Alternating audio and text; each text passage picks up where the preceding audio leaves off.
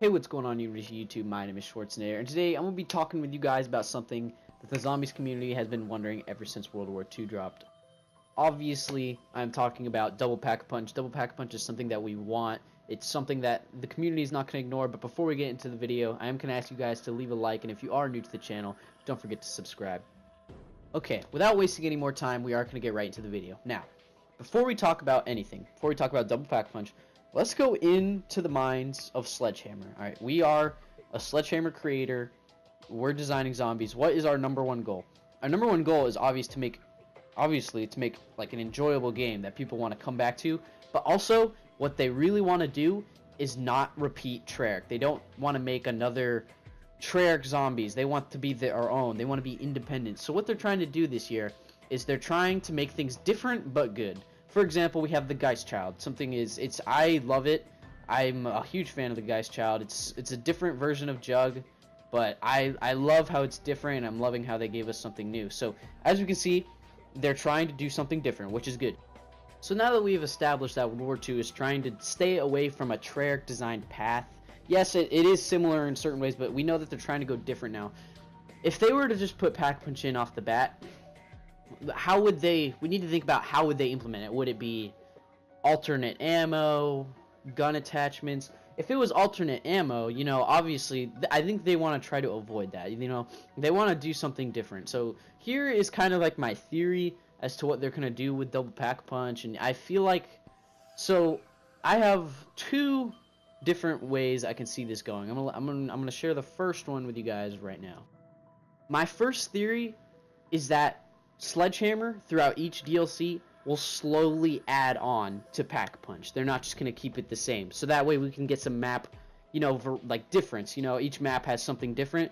Maybe we could be looking at each map has a certain double pap, and maybe if it works out that way. Or what they might do is they might add on each thing. So, okay, let's say DLC 1. I'm just going to use these ones as an example. We're going to add Deadwire.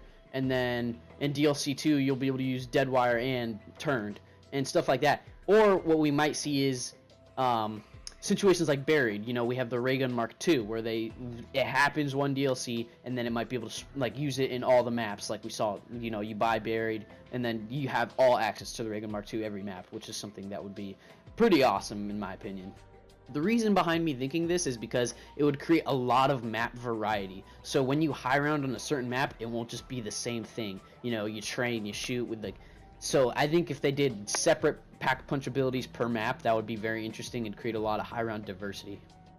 So now that was our first one. Now let's get into our second one. Now, I'm not sure if this is a possibility, but considering this is like a World War II based game, it'd be pretty hard to make a sequel. So we're talking about, you know, 3 years from now when it's Sledgehammer's turn to make another game. Can we see them continuing this storyline? If I personally don't think they can, because it's World War II and they obviously can't make another World War II, because they can't make like a World War II 2 or a World War II 3 like Black Ops can. So what I'm assuming is that the series, this like story mode, or the storyline will end by the end of World War II, like once we have all 4 DLCs. So, by this, I'm assuming that there could be like a super Easter egg throughout all maps that we could, you know, we might have to go into one map, do something, get some sort of achievement, kind of like how we saw with the RK5 in Black Ops 3. You got all the Easter eggs and you get a RK5 starting pistol. That would be interesting because, you know, it'd create a lot of purpose, you know, something to work for really.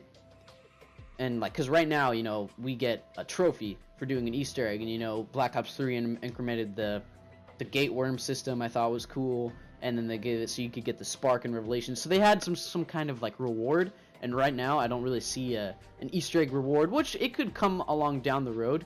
But right now I could easily see them, you know, making it like a super Easter egg, something that we can unlock.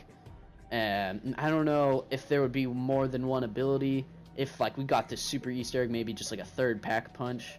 But I feel like for Double Pack-a-Punch, they don't want to do alternate ammo type. So that would be, if they don't want to do alternate ammo type, they could go along this road, which would make a lot of sense.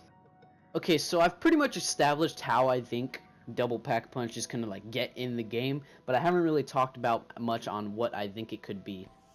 Now they could easily Like, think of some sort of weapon ability that would give you an alternate ammo type, like something, just like some sort of element or something that we wouldn't expect. But if they want to like stay away from Cherrick, I feel like they'd think of a different ability that we wouldn't expect. Something I could see happening is maybe like in Black Ops 2 we can double pack punch for more like attachments. I'm fine with that. You know, maybe we can get like fast mags or extended mags, something that would really give us like a good game advantage.